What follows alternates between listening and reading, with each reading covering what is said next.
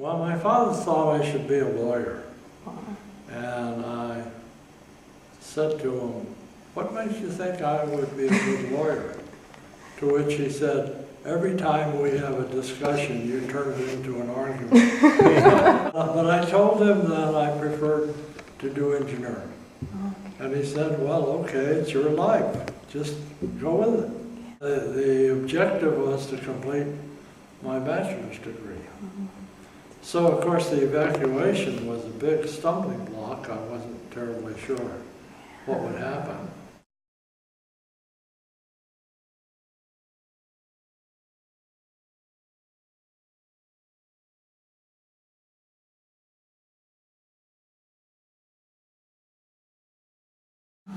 There was a professor, a young professor of mechanical engineering, Milo Marum Bolstad.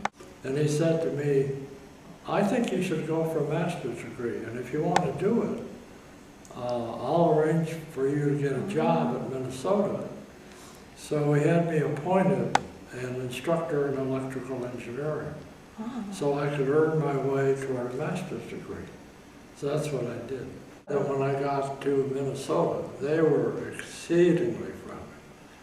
And that experience gave me the courage to go for a doctorate.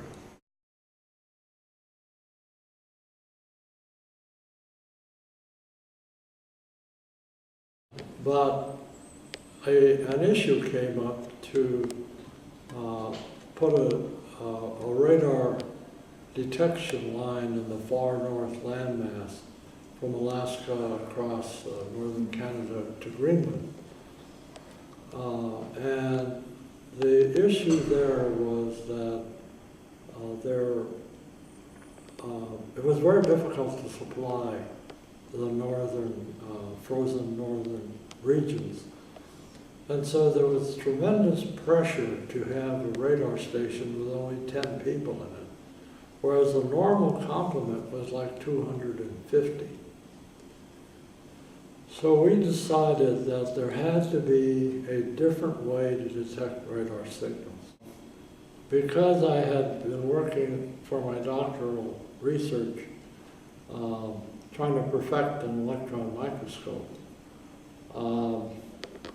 Lincoln Laboratory hired me to work on video displays, and it had to do with detecting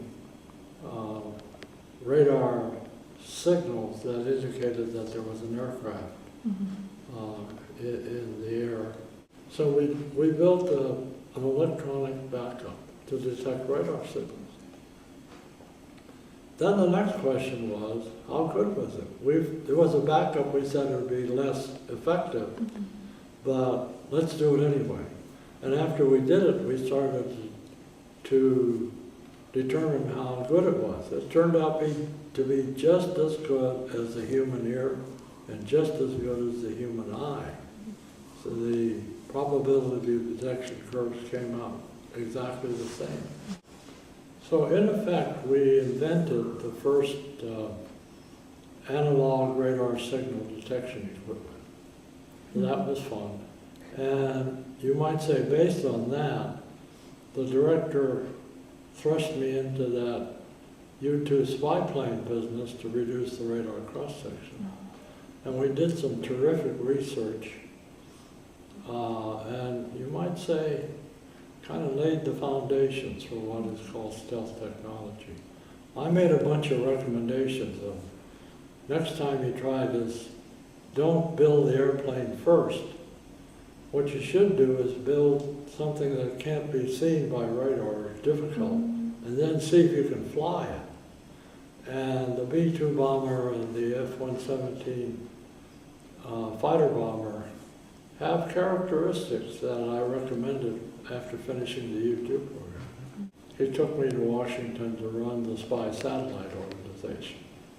And the curious thing about it was that the U.S. government did not admit that such an organization existed.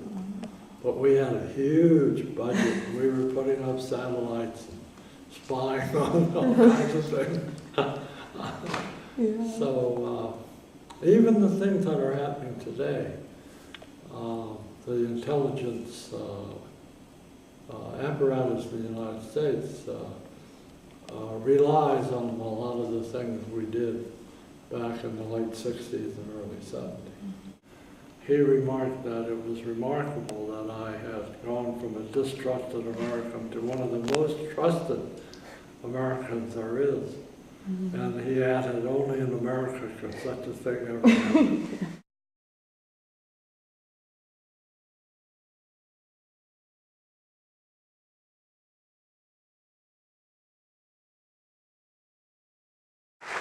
Okay, it's my honor to start the names. First, Fumio Robert Naka.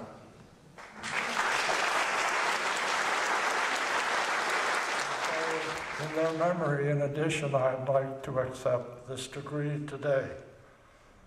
To restore justice amongst the groves of academia. I hope that this ceremony and gesture today will continue. Thank you.